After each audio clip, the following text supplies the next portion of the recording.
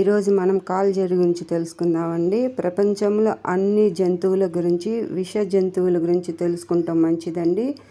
మీరు స్కిప్ చేయొద్దండి, వీడియోని లాస్ట్ వరకు చూడండి. ఇది కాలుజెర్రీ అండి. ఒకసారి ఇది నన్ను కుట్టింది. ఇది కుట్టడం వల్ల మనకి ఎటువంటి ప్రమాదం లేదండి. కుట్టిన దగ్గర వాపు వస్తుంది. ఒక 8 గంటల వరకు ఎక్కువ దురద వస్తుంది. చాలా ప్రమాదం ఏమి కాదు. ఈ కాలుజెర్రీ కుట్టడం వల్ల మనకి ప్రమాదం ఏమి ఉండదండి. ఇది కొంచెం పెద్ద సైజులో ఉంది. అందరికీ తెలియాలని నేను వీడియో తీశాను. ఇది లోపలికి వెళ్ళిపోతుంది చూడండి. ఇది బయటికి తీసి ఎంత పెద్దగా ఉందో మీకు చూపిస్తాను.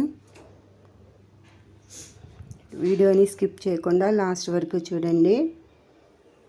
ఎప్పుడైనా మిమ్మల్ని ఇది కుట్టినట్లయితే మీరు టెన్షన్ పడవద్దు.